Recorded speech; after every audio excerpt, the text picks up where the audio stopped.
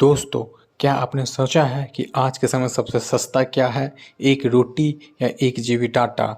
असल में आज के समय सबसे सस्ता है आपका पर्सनल डाटा। हम बिना सोचे समझे किसी ऐप को इंस्टॉल कर लेते हैं, किसी भी ऐप को अलाउ कर देते हैं। हम लोग बिना किसी सोचे समझे किसी भी लिंक को क्लिक कर देते हैं। लेकिन आज का यह वीडियो आपकी आंखें खोल देगा कि क्यों यह एक खतरनाक हो सकता है। यह NCRB यानी कि नेशनल क्राइम रिकॉर्ड ब्यूरो, इसके डाटा के मुताबिक दोस्तों भारत में फिजिकल क्राइम जो अपराध होते हैं वो कम हुए हैं, लेकिन जो हमारा जो साइबर क्राइम है, जो डिजिटल क्राइम है, जो ऐप पे होता है, उसमें 18% की बढ़ोतरी हुई है। ये देखिए दोस्तों, NCRB की रिपोर्ट इस साल भारत में पहली बार रजिस्टर्स क्राइम, साइबर क्राइम का जो आंकड़ा है 1 लाख के पार गया है, जो करीब कितना 18% की बढ़ोतरी हुई है, जो मैं आपको इसी वीडियो में अभी दिखाने वाला हूँ, बताने वाला हूँ कि क्यों साइबर क्राइम एक अपराध है जो बहुत ही आपके लिए, आपके पर्सनल डाटा से लेकर आपके जीवन के लिए काफ़ी महत्वपूर्ण और ख़तरनाक हो सकता है। दोस्तों चलिए थोड़ा पीछे चलते हैं। पहले चोर पीछे के दरवाजे से आते थे और घर में चोरी करके जाते थे।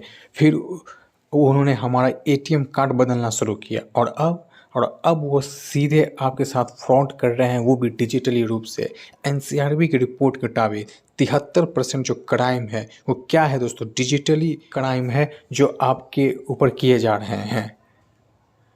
आखिरकार यह डिजिटल क्राइम है क्या? दरअसल यह डिजिटल क्राइम एक आपके साथ फाइनेंशियल फ्रॉड है, जिसके तहत वो आपके बैंक से आपको पैसा निकाल के आपको चूना लगाया जा सकता है।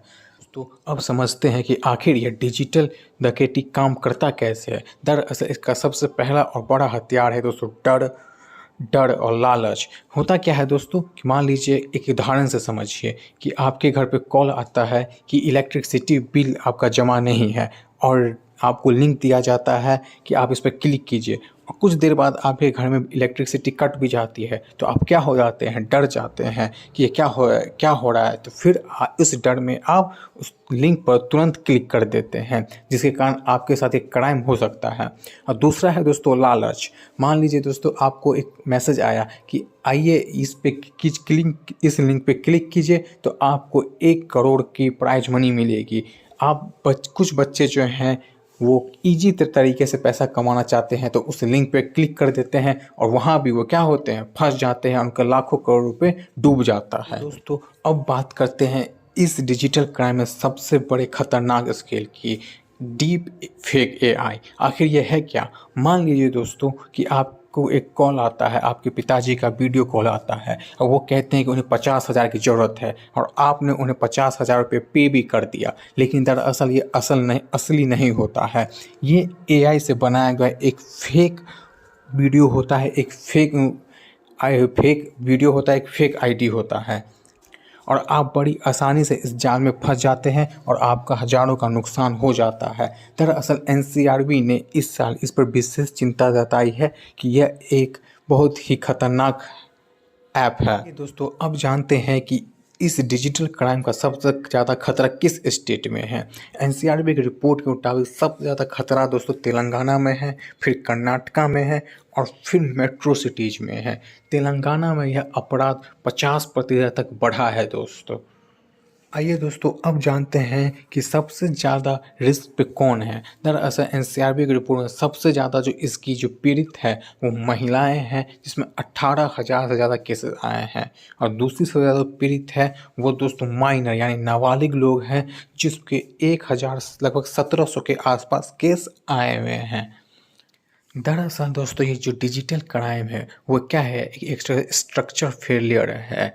क्यों? क्योंकि हम इसमें पुलिस में केसेस करते हैं, लेकिन पुलिस जो है इसको लेकर ठीक से कार्रवाई नहीं कर रही। आप खुद ही देखिए, इसमें डाटा दिया हुआ है कि करीब 61%, करीब 1 लाख से ज़्यादा केसेस क्या है इसमें पेंडिंग है। सबसे ज़्यादा कहाँ है दोस्तों, दिल्ली में है, जहाँ 77% केसेस है। और कन्विक्शन यानी इसमें कितने अपराधियों को पकड़ के सजा दिलाई जाती है, सिर्फ 5%। यानी यही वजह है दोस्तों कि जो अपराधी है उसका जो मोटिवेशन है, उसका जो आत्मविश्वास है इतना फल फूल रहा है, जो आपके खिलाफ इतने ज़बरदस्त तरीके से ये डिजिटल क्राइम करते हैं। देखते हैं कि इसका आखिर इवोल्यूशन हुआ क्या दोस्तों। सबसे पहले 2021 में इसमें डिजिटल बूम आया, फिर 2024 में एआई का एरा आया, और फिर 2026 में डीप फेक का एरा आया, और अब क्या है दोस्तों, लोगों को ट्रस्ट नहीं है। इसे इस तरह समझिए कि 2021 में बस बहुत ही बेसिक चीज़ें हुआ करती थी, सिर्फ ईमेल या कॉल वगैरह फ्रॉड किया जाता था। लेकिन फिर 2024 का टाइम आया, जहाँ एआई का टाइम आया, लोग एआई के जरिए क्या करने लगे, अपराध करने लगे, और केसेस के लाखों में पहुंच गए। और अब 2026 में और ज़्यादा स्थिति खराब हो गई है। यह डीप फेक के जरिए आपको वीडियो कॉल करते हैं और फिर आपके खिलाफ अपराध करते हैं। इसका भविष्य क्या है? अब तक तो इसका भविष्य दोस्तों अनिश्चित है, किसी को नहीं मालूम आगे क्या होने वाला है, तब तक कि जब तक कि इसको कोई सख्त कानून न बने और इसके ऊपर सख्ती से कोई कार्रवाई न करे। हम सिर्फ उम्मीद कर सकते हैं कि इस देश में कोई कानून आए और पुलिस इसको लेकर कोई अच्छा सा कोई नियम बनाकर इसे ठीक किया जा सके।